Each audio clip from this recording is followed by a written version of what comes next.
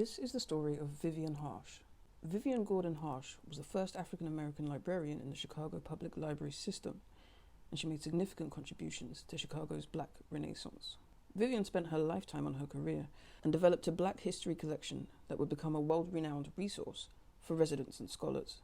Affectionately named the Black Jewel of the Midwest, the Vivian G. Harsh Research Collection serves as an invaluable resource for writers and students researching African American history and literature, artists looking for inspiration from the past, and anyone interested in a hands-on encounter with the history of Black Chicago. Vivian was born a Gemini in Chicago on May 27, 1890, to Fenton and Maria Harsh, both graduates of Fisk University.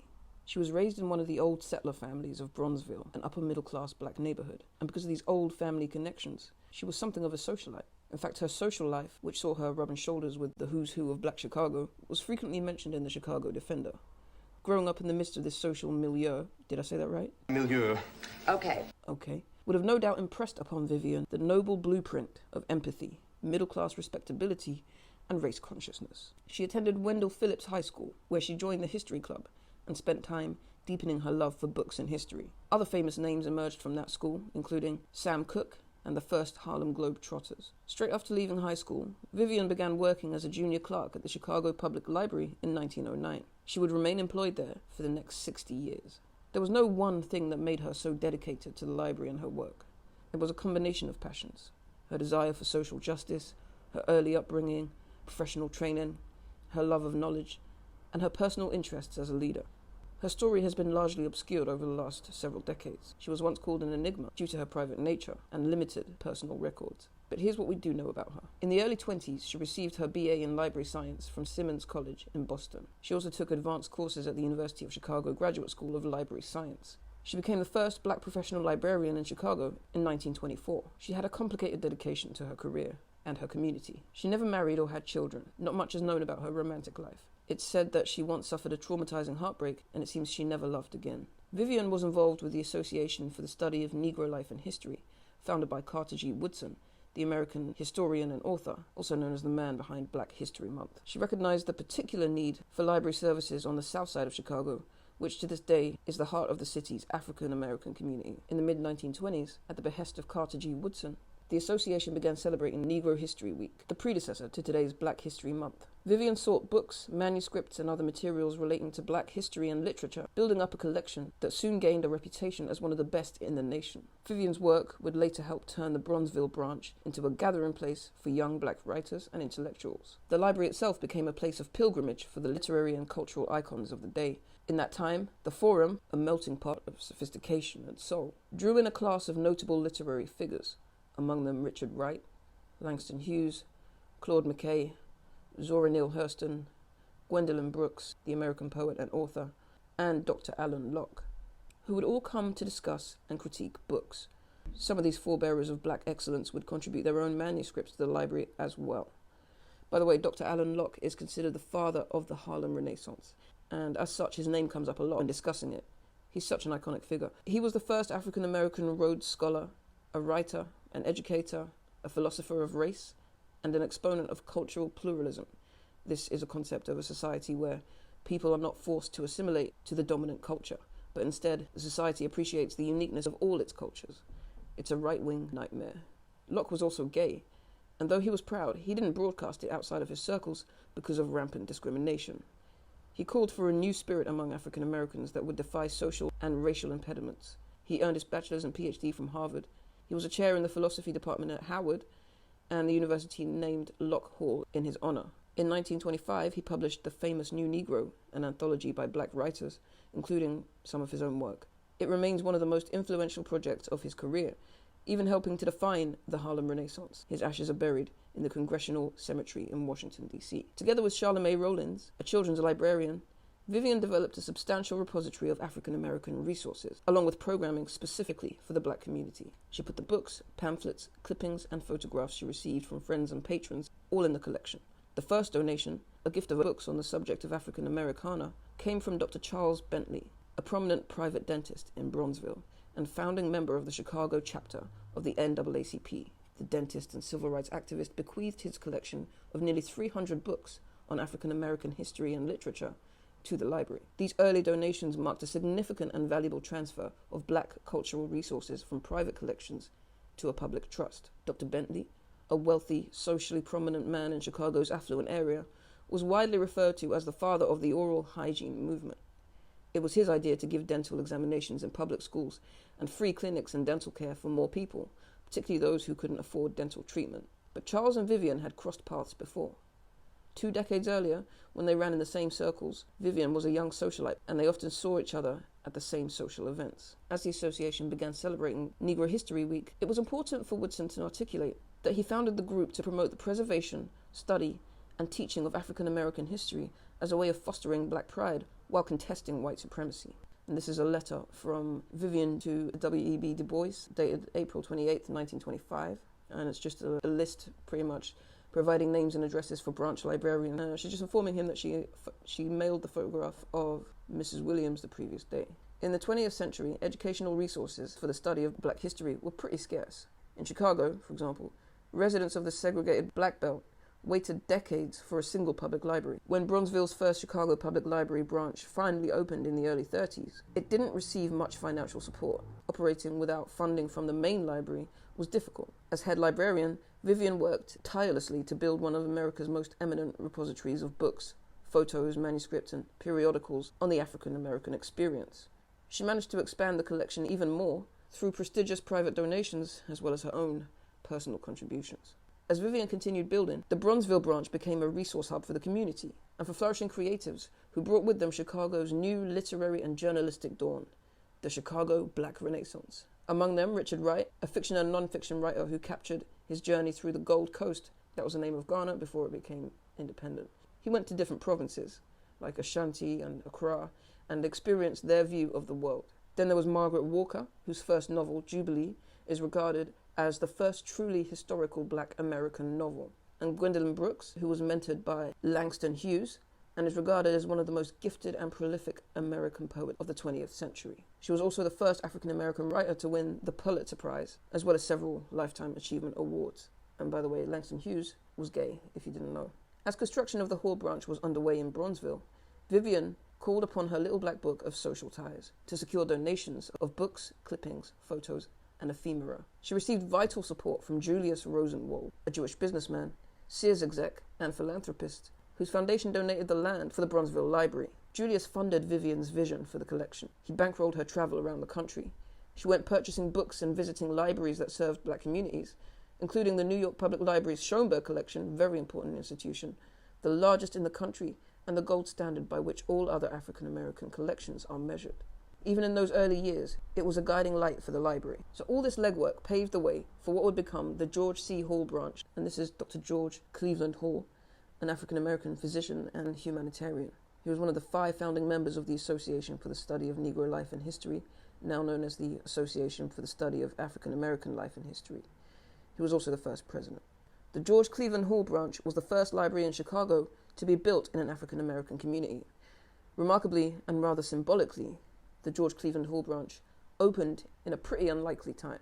It was opened in the depths of the Great Depression, on the cusp of the 1930s. Vivian was appointed head librarian, and as an active member of the association, she used her position to advance and promote its work. Grabbing the opportunity to capture the African American experience through the written word, her mission was twofold: to use the library as a platform for up-and-coming writers, and also to build a collection of materials by African Americans and about the African American experience. In this role, she raised money for the library, assembled its collection, and managed a racially integrated staff of about 15 library workers. Under her supervision, they maintained the Black History collection. Inevitably, this eternalized Vivian's legacy as a Black Renaissance leader and made the Bronzeville branch an eminent destination for Black writers and intellectuals. On opening day, the library celebrations had a cap due to a lack of funds, but the building itself, with its 4 large reading rooms and spacious octagonal lobby, showed no signs of a market crash. The stone building was designed by the same architectural firm as the Art Institute of Chicago and many of the neo-Gothic buildings on the Chicago University quadrangle.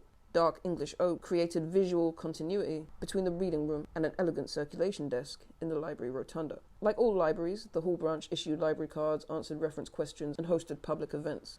In light of the economic crisis at the time, its resources for education, leisure, and information became even more important, evident in the way it quickly became a hub of social activity. Vivian led a great books discussion group and a club for older adults called Fun at Maturity, which was designed to promote friendship and fight isolation. Charlemagne Rollins, a library pioneer in her own right, organized story hours, a puppet club, and a Black History Club for high school students. The forum served as an important institutional link between Bronzeville and the Harlem Renaissance and the flourishing literary scene of the 30s and 40s. Community life was central to Chicago's literary and artistic movement, and the library allowed writers the opportunity to present works in progress to an engaged community of readers. How awesome would that be if we had this today? As Langston observed in The Defender, more so than in Harlem, Chicago writers tend to work and study in groups and to listen and learn from each other through discussion and criticisms. And while Black literary stars anchored the forum, making it the place to be for the Black intellectual, it was always open to the public. In the Chicago World, a columnist reported, "The book review and lecture forum constitutes a veritable powerhouse for the dissemination of knowledge to all who attend them, and the public is always invited and made welcome." Above all, adult education was at the center of library programming at the behest of Vivian.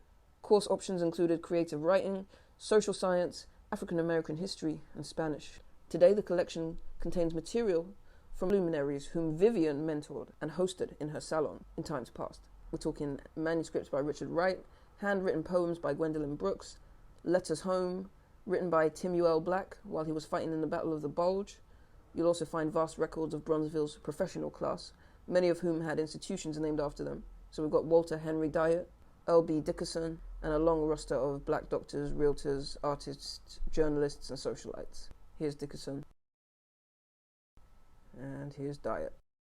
Vivian's pursuit for rare books and historical materials gained a national reputation for the library and put the town on the map. A Chicago Defender columnist wrote in 1939, although the district which Hall Branch serves is said to be from 43rd Street to 61st Street, in reality, it is from northern Wisconsin to southern Mississippi, because from far and near, requests are received for special lists of books, aid in preparing programs, materials for lectures, etc. In the early 20th century, against the backdrop of economic inequality, the population of Chicago's Black Belt was dense. Members of Bronzeville's elite worked in different ways to distinguish themselves from the influx of working-class, undereducated Black migrants who moved into the neighborhood from the South. Vivian was convinced that promoting education, literacy, and African American history would inspire and uplift the race as a whole. And when people showed interest in studying African American history and culture, Vivian encouraged them to take their scholarly pursuits seriously and to contribute to the knowledge base. The late Vernon Jarrett, an eminent Black journalist, remembered Vivian as a single source of intellectual encouragement when he arrived in Chicago from Mississippi during the Great Migration. He recalled, "I'd sneak right up to that library because I felt very self-conscious, being from the South and assuming that everybody in Chicago knew more than I did." But Vivian quickly recognized the young man as a regular visitor to the collection and approached him with some wise words of encouragement. She said, "I hope you're not self-conscious, young man, about trying to be a scholar. Nobody should ever apologize for being a scholar." Another young patron was Charles White, the legendary artist who, at the time, was working as a painter for a federal art project. In time, he became an avid member and gave credit to the forum for influencing the political and historical content of his work. Charles was 14 when the George Hall Branch opened near his home on the South Side. He discovered The New Negro by Alan Locke quite accidentally on one library visit, and after devouring Locke's essays on African American art and literature, Charles was inspired to dig deeper. In doing so, he read about the great figures in Black history, including Paul Robeson. So where do we start with him? Okay, he was an American bass baritone who also won a Grammy. He was an actor. He was the son of a former slave-turned-preacher. He attended Rutgers University in New Brunswick, New Jersey, where he was an all-American football player. He graduated from Rutgers at the head of his class. He rejected a career as a professional athlete and instead went to Columbia, where he got his law degree in 1923. And here he is in Othello with Peggy Ashcroft as Desdemona. Then there was Denmark Vesey, an American carpenter who was a self-educated Black man who planned the most extensive slave rebellion in U.S. history. That was Charleston in 1822. While still a boy, Denmark was sold to a Bermuda slaver captain named Joseph Vesey. He accompanied the captain on a number of adventures. Denmark was allowed to buy his freedom with the $600 he had won in a street lottery. He was already familiar with the great Haitian slave revolt of the 1790s, shout out Toussaint Louverture, and while working as a carpenter, he read anti-slavery literature. Then there was Nat Turner. Nat was born in Virginia. His mother was an African native who transmitted a passionate hatred of slavery to her son. He learned to read from one of his master's sons, and he eagerly absorbed intensive religious training. His religious passions tended to approach fanaticism and he saw himself as called upon by God to lead his people out of bondage. When it came to research, Vivian provided a crucial source for the Illinois Writers Project, which explored the history of African Americans in the area from 1779 to 1942. Her semi-monthly book review and lecture forum provided a rare platform for regular people to hear speakers and discuss a philosophical range of topics like Black history, literature, and current affairs. It gave people a chance to refine their literary taste. The forum was a town safe space for anyone to partake in scholarly, political, and artistic debates. The meetings were packed, with people filling up the library, dressed in their sartorial best, all to summarize, critique, and debate the books du jour. Every season, the library committee, made up of patrons and staff, presented a custom list of books for members to read and review. The lecture series ran for 20 good years. In a letter to Anna Bontemps, an American poet, novelist, and librarian, and a noted member of the Harlem Renaissance, Langston Hughes reported on a most delightful meeting at the forum, in which the overflow crowd filled 2 rooms, and Gwendolyn Brooks was well received and encored to read a second poem. Langston later returned to the library to work on his memoir, and in his list of things I like about Chicago, he cited the library whose Negro book collection is excellent and whose librarians are charming, a bit like me. But it was the Black History collection and Vivian's unique point of view that generated national interest and acclaim for the library. But the collection she was building still got hit with controversy. Andrew J. Kohler, president of the Chicago Public Library's board of directors, suggested her appointment was political instead of being based on merit, and that the collection was likely to cause a race riot. Despite this ridiculous vocalization, Vivian responded to negativity by continuing to acquire more materials for the collection. When the Illinois Writers Project was disbanded in 1942, Vivian acquired the research files of the unfinished Negro in Illinois project. Independent scholar Brian Dolinar edited and published the papers more than 7 decades on, this very act of preservation itself being an example of the kind of work made possible today only by Vivian's incredible devotion to the preservation of Black sources. Civil rights activist Timuel Black, who lived a long life and died at the age of 102, and eventually donated his personal archive to the collection as well, recalled that Vivian once threw him out of the library for mocking a group of less educated patrons who had recently migrated up from the South. She enforced the rights of all classes to patronize the library with dignity. Even the book review and lecture forum was radically public and attended by people of every walk of life, according to the Defender, which deemed it a milestone for the Negro and Chicago. The library collection reflects Vivian's orientation towards community-focused librarianship and her commitment to Black public history. It preserves critical sources in the history of Black cultural and intellectual life. Unfortunately, in 1958, after a serious illness, she stepped down from her role at the Chicago Library and retired. She died 2 years later, at the age of 70. A city park near her childhood home was named in her honor in 2005. Vivian's collection lives on with the guardianship of archivists such as Stacey Williams, Chief of Archives and Special Collections at CPL, who celebrates Vivian as someone who believed very much in the importance of researching Black lives and who deeply understood that Black lives matter. And the collection is about to become even more accessible than ever because CPL was recently awarded a $2 million grant from the Mellon Foundation to digitize and process documents from the collection, including the records of the Illinois chapter of the Black Panther Party, the National Alliance of Black Feminists, the papers of communist and civil rights and labor leader Ishmael Fleury, and a selection of Harold Washington's political papers. The work is already underway and scheduled to be completed in March 2027. Similar to the Schoenberg collection in Harlem, the collection of Vivian Harsh is regarded among the finest in the country. The collection was, how many times have I said collection in this video? The collection was relocated to the Carter G. Woodson Regional Library, where it stands today in Washington Heights. Special features include a reading room, exhibition gallery, preservation facilities, and a large bronze and brass sculpture crafted by Richard Hunt, the acclaimed African-American abstract sculptor. Now, to visit this beautiful collection, it does require planning in advance, and it is by appointment only, but don't let that intimidate you. Remember, the Harsh collection is open to the public and is treasured by Chicagoans. Here's the address. P.S. Thank you too for requesting this video.